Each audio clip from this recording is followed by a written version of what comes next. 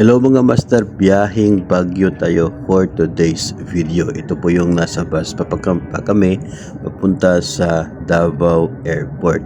So, maaga po kami umalis ng bahay kahit po yung flight namin ay 2 AM pa.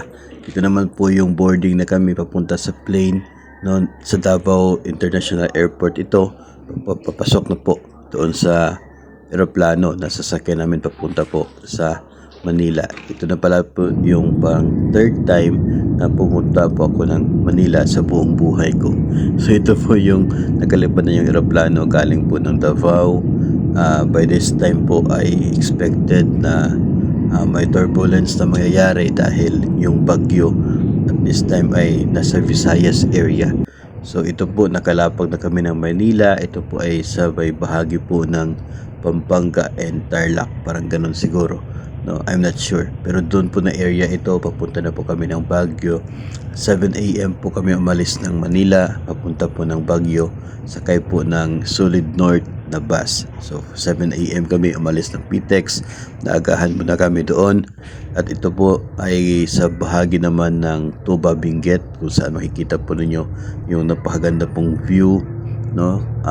Bukirin, bukid na may maraming mga bahay. At napakaganda po ng view talaga kapag especially kapag nasa window area ka.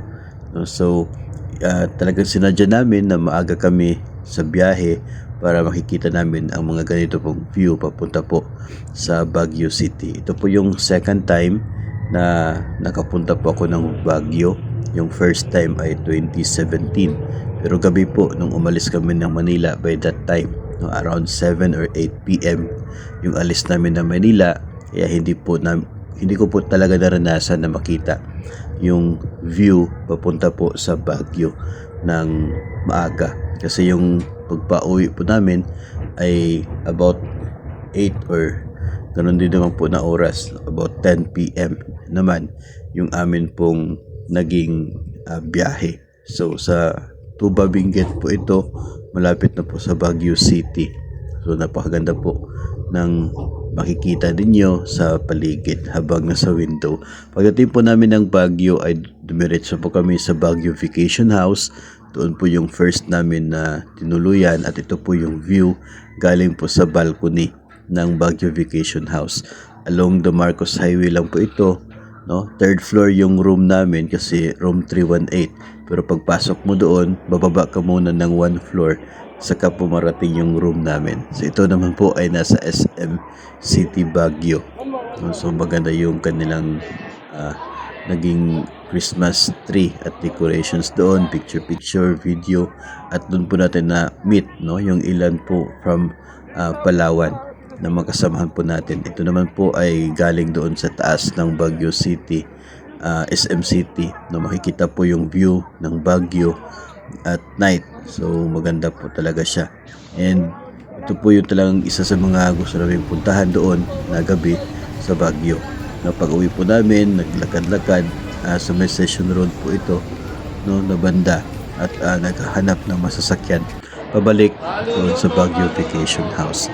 Ito naman po ay nung first day ng INEO Congress sa ibaba, while naghahanap po tayo ng linya kung saan po natin pwede maklaim yung resibo at kit para po sa seminar. Ito po sa 456 Hotel kung saan po kami tumuloy after po ng Baguio Vacation House. So ito po yung nakuha namin na room sa 456 Hotel. Nagbook po kami gamit po yung Agoda na app. At ito po ay isang standard twin na room. No, ito po yung CR nila. Medyo kinabahan kami doon sa booking namin kasi nakasaad po doon sa Agoda nila na shared bathroom. So, hindi kami sure anong ibig sabihin nun. So, malambot po. No, malambot naman. Mas malambot pa doon sa bahay. Ito naman ang city view galing po sa window, no, sa amin pong room sa 456 Hotel. Ito ay galing din kami sa SM by this time, pabalik po pataas sa third floor na aming pong room.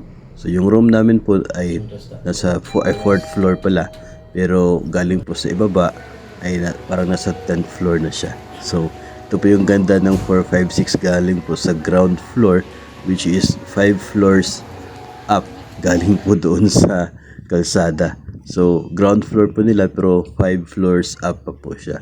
So ito po ay nung pumunta kami sa Mount Olis, doon po sa Atok Benguet, no, isa po sa mga pinupuntahan talaga na mga pupuntang Baguio.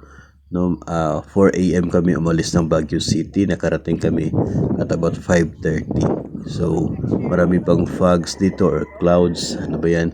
Pero yung iba kasi na pumupunta dito ay makikita mo talaga yung magandang view doon po sa mga taniman ng gulay sa palibot po ng Mount Olis. Pero this time, yung pagpunta po namin ay ganito po, no? Puti lahat na makikita po ninyo, no? So parang nasa tuktok ka talaga ng parang nasa Mount Apo ka. So ito po yung nandoon kami sa highest point, no? Malapit lang po ito sa kalsada, pero ito pala ay highest point of the Philippine highway system. So akala ko naman nasa tuktok o parang highest point, yung para pong tuktok ng bundok talaga siya. So of the Philippine highway system pala, so yun pala yung ibig sabihin ng pagka highest point niya. Ito naman sa Northern Blossom Flower Farm sa Atok Benguet pa rin. 2.5 hectares daw yung kanila pong farm, so hirap pong libutin. Ito po ay yung dumaan kami ng Burnham Park. So ito na talaga yung pinunta namin sa Burnham Park this time, no? Sinubukan po natin yan, madali lang naman po. Nasa 75 pesos yung bayad for 30 minutes. And si Mrs. po yung taga-video. Napakarami po yung mga tao dyan kahit maaga pa, at enjoy na enjoy po lahat. Ito naman po ay nasa Baguio Stone Kingdom. Isa din sa mga gustong puntahan namin when we were in Baguio. So talagang mamamangha ka, no, sa laki at saka yung design niya, no. Nakakapagod na akyatin po ng lahat ng yan. Kaya dito lamang kami, no, sa ibaba, and picture dito po sa mga makikita po natin. Then napakaraming tao naman po, no. Yung nag-rent din kami ng costume na yan for 50 pesos. Ibabalik lang kapag uuwi ka na.